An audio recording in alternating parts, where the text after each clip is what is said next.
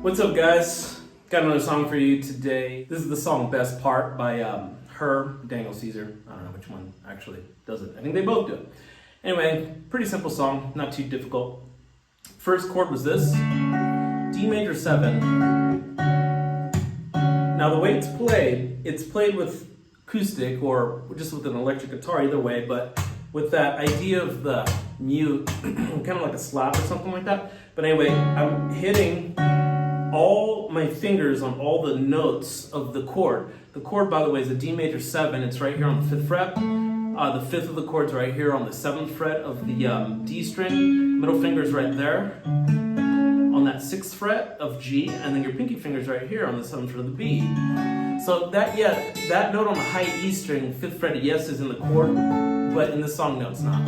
So it's just that. So two of those.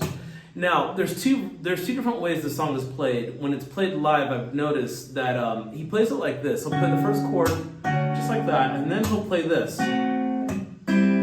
which is interesting, where it's a, this right here is it's like a triad, but like a D7, a D dominant 7. The first chord is a D major 7. The second chord is a D dominant 7, then he resolves it to that A minor. It's like an A minor 7. So anyway, it's like D major 7, and that dominant, one time, resolution to that A.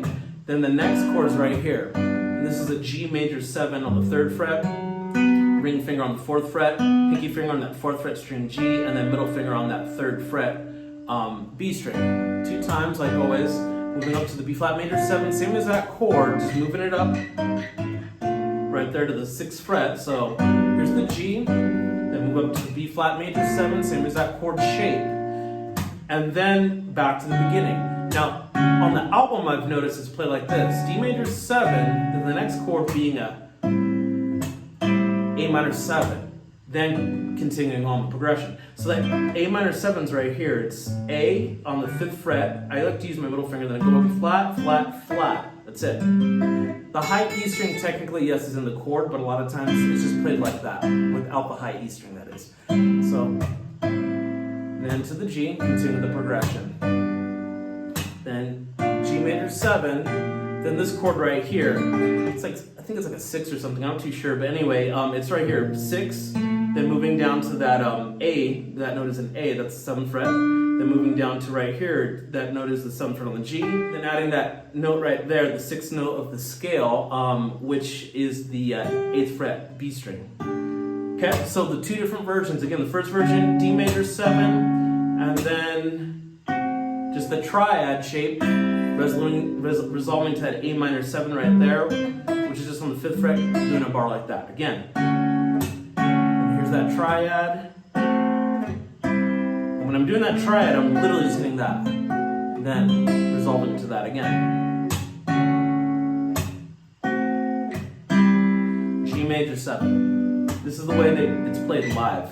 And then 2 times right there on that B flat starting. Now this is how it's played on the album. It goes to the A minor 7, then to the G. B flat major 7, then to that chord. It's like a 6th chord or something like that. Now, in the beginning of the video, I was doing a lot of different kind of options. This is a part of expanding our chord vocabulary, because you might be familiar with all these chords that they're playing on the song, but the way to expand your vocabulary a little bit more. So when it's on that first chord, that D major 7, I actually like doing this. So it's the same as that chord. If you notice, it's the same body, but I like to just play it starting on that 5th and proceeding down the chord, and then that leaves options open for me to hit these different notes that are within the scale. Okay, so those are different options you have right there, and they sound nice. Just even that. Okay. Then moving forward, the next chord was this A minor 7, but these are options that you have. These hammer-ons right here onto the 7th fret, and hammering onto the B string on that 7th fret. Moving up like the cage system, this would be your next A minor 7 option, and then your next A minor 7 that I like to do. It's actually right there. So sometimes I play that. Kind of like a groove like that. So taking it from the beginning, here's my D major 7, A minor 7. Moving along, the next chord is a G major 7, but I like to play my G major 7 like this. The next G option here in the cage system would be this. So that's the same chord, just moved up. Looks like that. All together. Here's the D. Here's my D.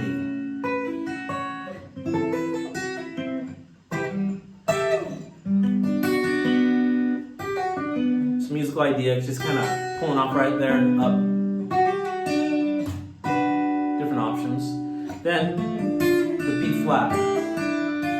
Okay, now this is interesting because this is coming from that same position that I played at the first chord, but it's played now right here, but I'm not playing the root right there. I'm just playing from the 5th of the chord, just that part of it, the tail of it, but using these fingers because they're stronger. Sometimes I use those fingers, but sometimes I just do that. And I'm pulling off to this note. Now this note is out of key. It's not in the key, it's an F, but the note that's supposed to be in the key is an F sharp. But it sounds very good. Sometimes you just gotta go with it. So, all together, options. Now this pentatonic lick comes from the scale that lives in this key right here on the 5th fret area. The scale that lives here is actually this. It's an A mixolydian, A, the 5 of the key at rim. So it's like this: 5 7 5 7 4 7 4 7 5 7 5 7 with your root note being right here. So when I play that lick, I like to start right here, and I bend it up or down. I like to bend up. That's your lick. You might need to get used to that. So that's the whole idea right there. And you can change it. Sometimes when you bend, it's better to bend first than kind of drop the note down. Like,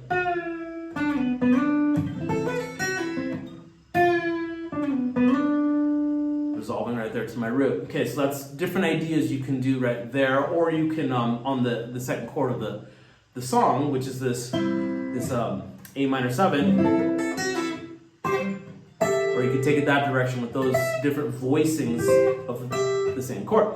Now, moving along, the next chord is the G. Again, I like to do it like that.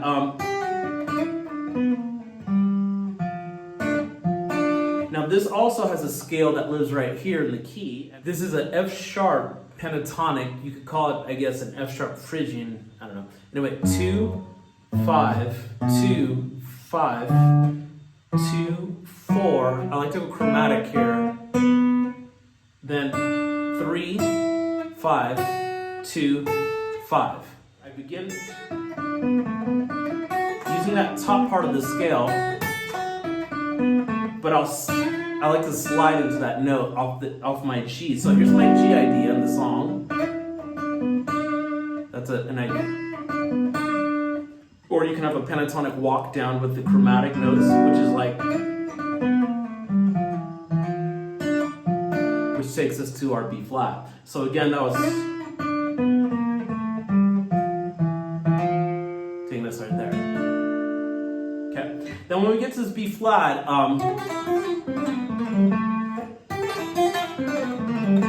here's an interesting lick.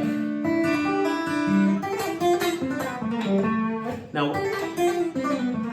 what this is, it's out of key. Sometimes you just gotta go with it. Remember, starting here on the 3rd fret, hammer pull to the open, hammer pull to the open, hammer pull to the open. Then on string G, it's a half step movement from 2 to 4. From 2 to 3. Then that takes me back. Same shape, takes me back to the beginning chord, the D major 7. Second chord, 3rd chord.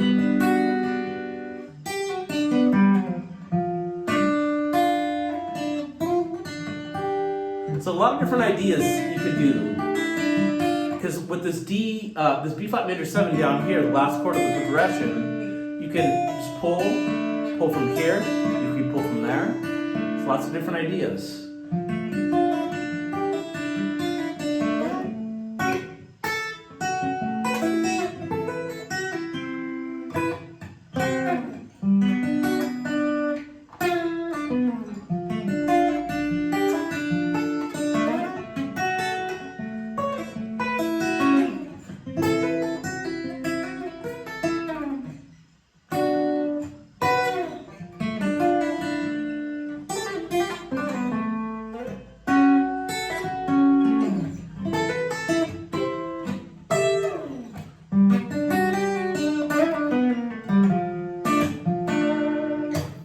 Now, another thing that I like to do with this is add this arpeggio right here. Okay, what this arpeggio is, it's actually a D major 7 arpeggio. The arpeggio can begin here on this 9th fret pull, going to the 7th fret like that, 5th fret, 7th fret here, and straight up. That's actually the root of it. Over to the 6th fret, moving up straight to your middle finger right there on the 7th fret, over that 4th fret, that's also a root, the D, to the 4th fret, to the A. So all together, it might take you time to practice that. Do it right.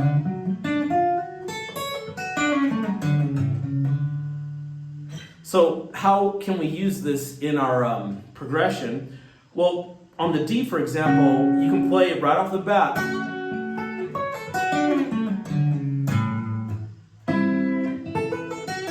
So you see how the arpeggio took me to the next chord, which was that A minor 7. So you can use it off the bat if you can fit it into your timing. Again,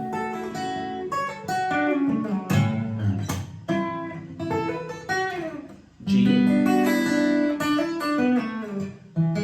Sorry. So I use it there, coming from the B flat, I slip right into it and resolving to that root note. So applying some of these ideas again with the music can sound a little bit like this.